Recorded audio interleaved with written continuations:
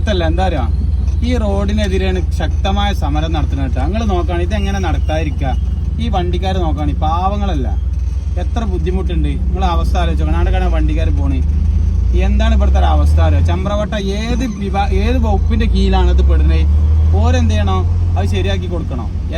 എത്ര കഷ്ടപ്പാടാ അറിയാം. ഞങ്ങളൊക്കെ പൊന്നാനിക്ക് വരുമ്പോഴുള്ള എന്തൊരു ആ വണ്ടി നോക്കാണേ, എത്ര വലിയ വാഹനങ്ങൾ അടിയാണ് ഇവിടെ തട്ടുന്നത്. എത്ര പോരെ ആ BMW നോക്കിയിട്ട് ഇപ്പൊ കറക്റ്റ് ഓൻ ഏതെങ്കിലും കുണ്ടിൽ ചാടുകയാണെങ്കിൽ തീർച്ചയായിട്ടും എന്ത് ചെയ്യും, ആ വണ്ടി അടി തട്ടും.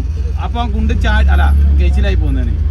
അപ്പൊ എന്ത് ചെയ്യാ, ഏത് വകുപ്പാണോ മറ്റേ ഇത് കൈകാര്യം ചെയ്യുന്നത് വെച്ചാല് ഈ കുളം, അതായത് ഞങ്ങള് റോഡ് എന്ന് പറയുമ്പോ ഞങ്ങൾക്ക് ഒരു ഐബാണ്. കണ്ടില്ല നിങ്ങളിത്?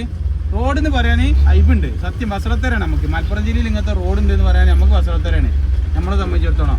അപ്പൊ ആ ബസ്സേരൊക്കെ ഇങ്ങനെ ഇടങ്ങറാവണോക്കാണ്. അപ്പൊ എന്ത് ചെയ്യാന്നറിയാം, ഇതിന് ബന്ധപ്പെട്ട അധികാരികൾ ആരാണോ അവരെന്ത് ചെയ്യും, ഇതൊന്ന് റെഡിയാക്കി കൊടുക്കുക. എന്തൊരു പ്രയാസമാണ് അറിയാം. എത്ര സമയങ്ങളാണ് ജനങ്ങൾക്ക് പോണത്, വിലയേറിയ സമയങ്ങള്.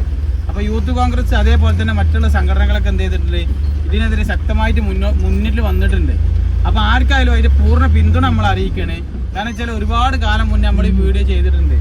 ഇതിപ്പോ ഇതിന്റെ അവസ്ഥ എല്ലാവർക്കും ആ KSRTC-കളാണ് ഏറ്റവും കൂടുതൽ, ഗവൺമെന്റിന്റെ KSRTC-കളാണ് ഏറ്റവും കൂടുതൽ ഇതിൽ യാത്ര ചെയ്യണത്.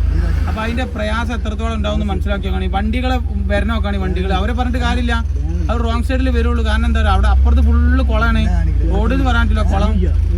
അപ്പൊ എന്ത് ചെയ്യാം, ഇൻഷാ അല്ലാ ഇതിന്റെ വേണ്ട നടപടികൾ സ്വീകരിക്കുന്ന നമ്മൾ പ്രതീക്ഷിക്കണേ. പരമാവധി എല്ലാവരും ഒന്ന് ഷെയർ ചെയ്ത് കൊടുക്കുക.